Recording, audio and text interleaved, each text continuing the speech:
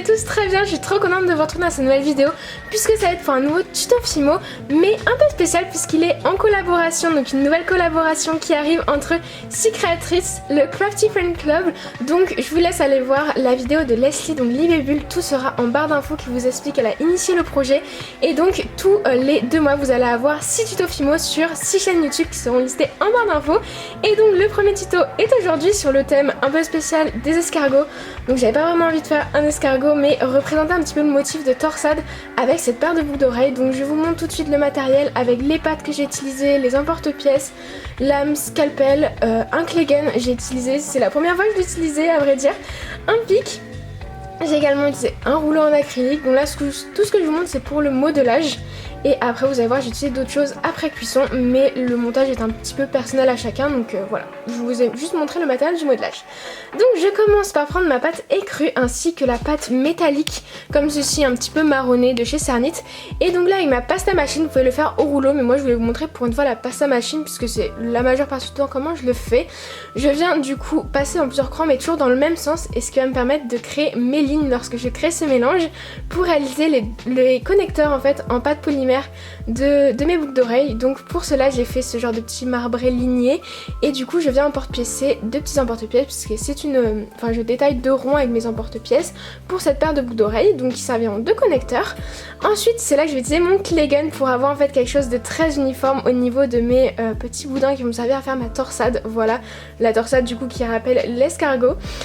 Voilà, et les couleurs aussi que j'ai utilisées. Du coup j'ai le mélange, en fait j'ai tout simplement mélangé jusqu'à ce que ce soit homogène les deux, le mélange que j'ai utilisé pour faire mes petites pastilles juste avant. Je viens du coup préparer mon clay gun en y insérant du coup la petite plaque métallique avec les petits ronds. Voilà, je viens l'insérer dedans. Je déroule ensuite, je desserre plutôt le clay gun et je viens du coup y insérer le rondin de pâte. Donc je fais un petit rondin de la largeur du coup pour qu'il puisse passer dans le clay gun. Je l'insère dedans et je remets du coup ma petite plaque en métal. Voilà, donc bien sûr c'est optionnel, voilà le clay gun, c'est juste qu'en fait je l'ai quasiment jamais utilisé. J'avais envie de vous montrer du coup un petit peu comment là j'en ai utilisé pour tout simplement avoir quelque chose d'uniforme, en fait des rondins uniformes. Donc voilà, après c'est assez dur quand même, donc je viens pousser pour créer du coup tous mes petits boudins. Donc de cette première couleur un peu claire. Du coup voilà le résultat, je coupe pour avoir du coup mes petits boudins de libre.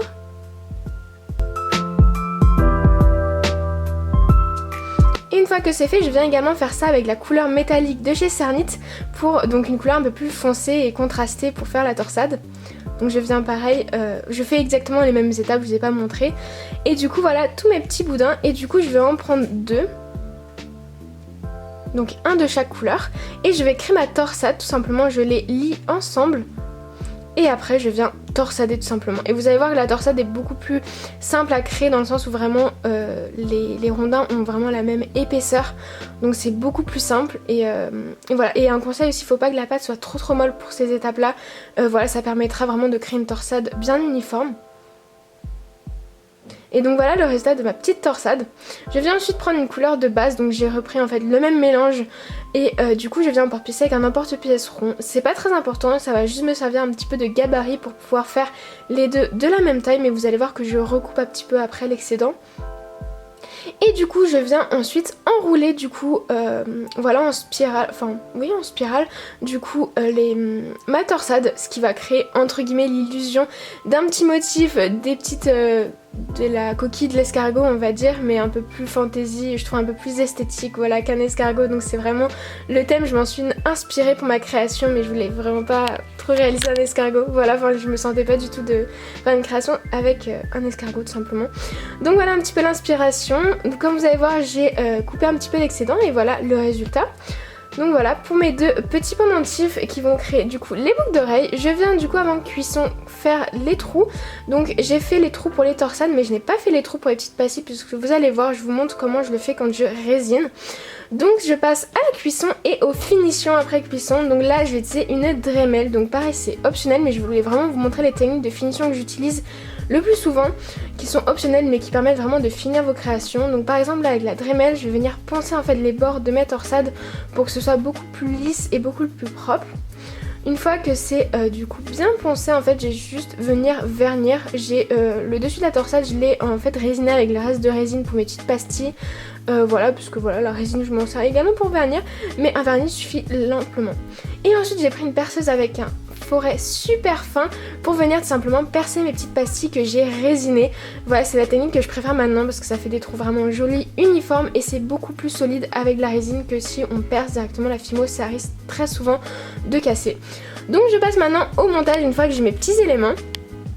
Donc voilà, encore une fois là c'est une idée de montage. Donc j'ai pris un clou à œil, je viens prendre une petite perle que je trouvais vraiment, les couleurs ça allait trop bien.